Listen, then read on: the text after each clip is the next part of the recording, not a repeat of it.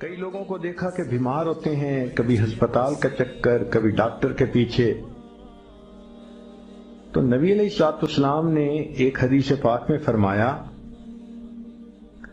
اس حدیث کو مسند احمد نے روایت کیا اور طبرانی نے روایت کیا کہ جو شخص فجر کے بعد 3 مرتبہ یہ دعا پڑھ لے، اللہ 4 مرضوں سے اس کو نجات عطا فرما دیتے ہیں.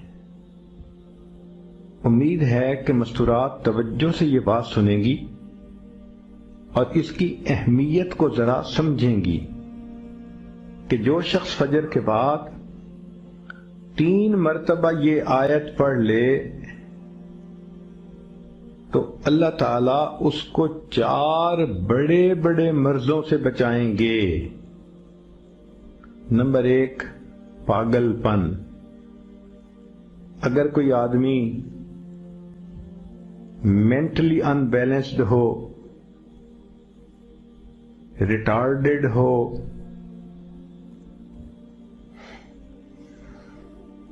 یا جس بندے کو چیزیں بھول جاتی ہوں یا چیزیں یاد نہ رہتی ہوں،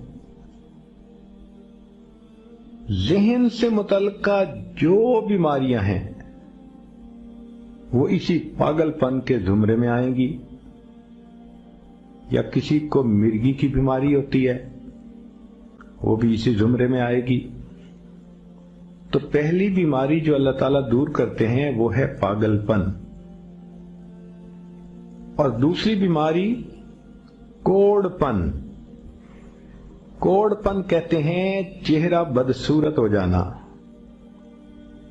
یہ بھی ہو سکتا ہے کہ برس کی بیماری ہو جائے، جیسے بعض عورتوں کو جلد بالکل سفید ہو جاتی ہے اور عجیب بدنما چہرہ ہو جاتا ہے، یا کئی مرتبہ جسم پہ تل اتنے نکل آتے ہیں، دانے اتنے نکل آتے ہیں کہ چہرہ بدنما ہو جاتا ہے، یا چہرے پر داغ پڑ جاتے ہیں کالے رنگ کے.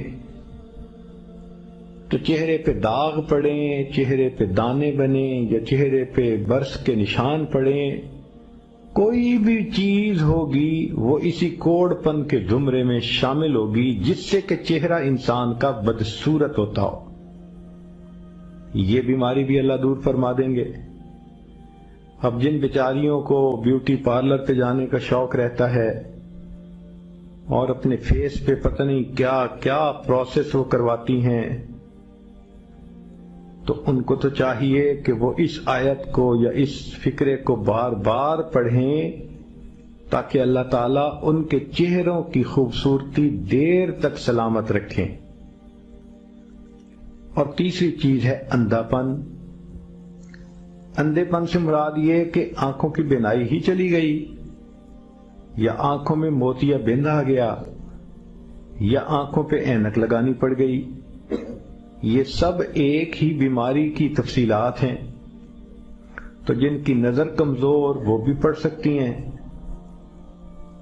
یا جن کو لینز لگانے پڑتے ہیں، کنٹیکٹ لینز صحیح یا کوئی اور، اس مصیبت سے بھی جان چھوٹ گئی.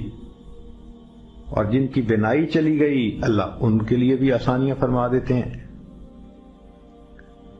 تو پاگل پن کی بیماری ختم، کوڑ پن کی بیماری ختم، اندھے پن کی بیماری ختم، اور چوتھا فرمایا فالج کی بیماری ختم.